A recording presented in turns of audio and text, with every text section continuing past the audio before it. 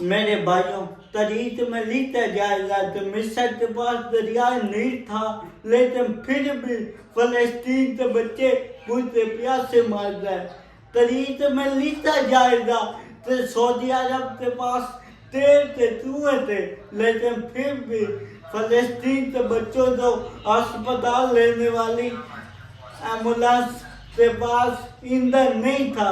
تاریخ میں لکھا جائے گا کہ اسلام کے نام پر بننے والا ملک پاکستان کوئی آواز نہ اٹھا سکا، فلسطین کے لیے کوئی آواز نہ اٹھا سکا۔ تاریخ لکھے گی، ثابت کرے گی کہ دنیا کے اندر سینکڑوں اسلامی ممالک تھے اور ان کی سینکڑوں کی تعداد میں فوج تھی، لیکن کوئی آواز اٹھانے والا نہ تھا، کوئی فلسطین کے بچوں کو اٹھانے والا نہ تھا۔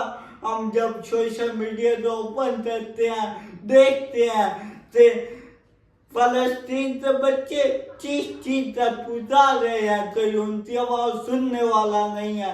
انشاءاللہ ایک وقت آئے گا جب اسرائیل کا چیمپئن، اسرائیل کا صدر، انشاءاللہ اللہ پاک اس کو تباہ اور برباد کرے گا۔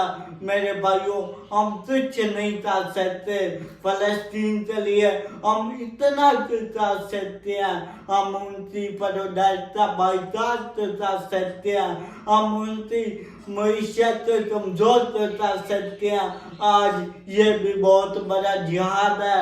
ہم Pepsi, Coca Cola, pizza, McDonald, KFC، اس کا سب کا بائیکاٹ کریں اور امت مسلمہ بند کر دکھائیں، ورنہ ایسا ہی ہوگا۔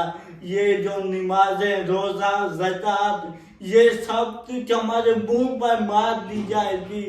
جس طرح نماز، روزہ، زکوٰۃ یہ فرض ہے ہم کے اوپر، جہاد بھی فرض ہو چکا ہے۔ میرے بھائیوں، قیامت والے دن یہ معصوم بچے ہمارے گربان پر چلیں گے۔